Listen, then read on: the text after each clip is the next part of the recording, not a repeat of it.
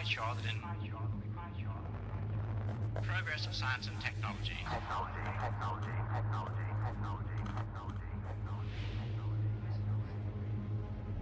could describe the future. It was going to take place. It would sound so absurd, ridiculously conservative. On the other hand, if by some miracle a prophet could describe the future exactly as it was going to take place, his predictions would sound so absurd that everybody would laugh into scorn. This has proved to be true in the past, and it will undoubtedly be true, even more so, of the century to come. Society could survive an invention which would lead to unlimited abundance and the final ending of the curse of Adam. And yet, you know, human beings are almost infinitely adaptable. Look at the incredible changes we've experienced and survived from the Stone Age to the present time. And yet even greater changes are still to come. But what about the city of the day after tomorrow, say the year 2000? I think it will be completely different. In fact, it may not even exist at all. Oh, I'm not thinking of the atom bomb and the next Stone Age.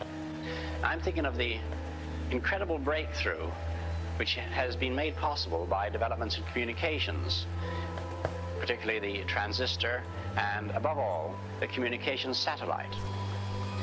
These things will make possible a world in which we can be in instant contact with each other, wherever we may be, where we can contact our friends anywhere on Earth, even if we don't know their actual physical location. It will be possible in that age, perhaps only 50 years from now, for a man to conduct his business from Tahiti or Bali just as well as he could from London. I am perfectly serious when I suggest that one day we may have brain surgeons in Edinburgh operating on patients in New Zealand. One of the great medical discoveries of the near future will be a method of suspended animation.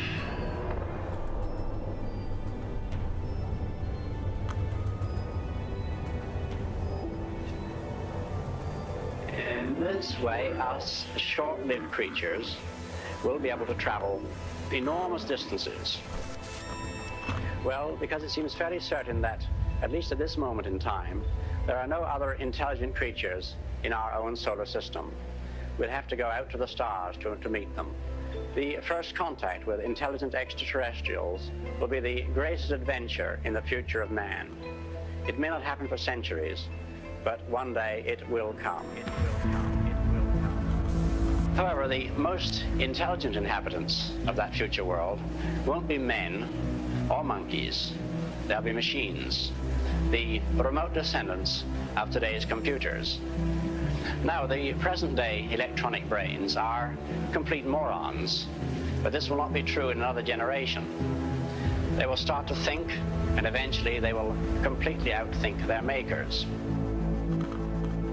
I suspect that organic or biological evolution has about come to its end, and we're now at the beginning of inorganic or mechanical evolution, which will be thousands of times swifter.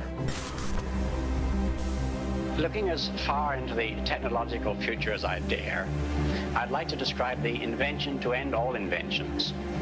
I call it the replicator, and it's simply a duplicating machine. But it's a duplicating machine that can make an exact copy of anything. Can we imagine a world in which objects can be made as easily as today we can make books?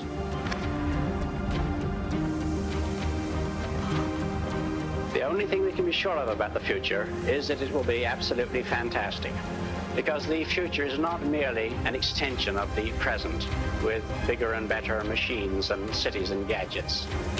It will be fundamentally different, and many of the things we take for granted will one day pass away as completely as spinning wheels and sedan chairs and oil lamps. And that is why the future is so endlessly fascinating, because try as we can, we'll never outguess it.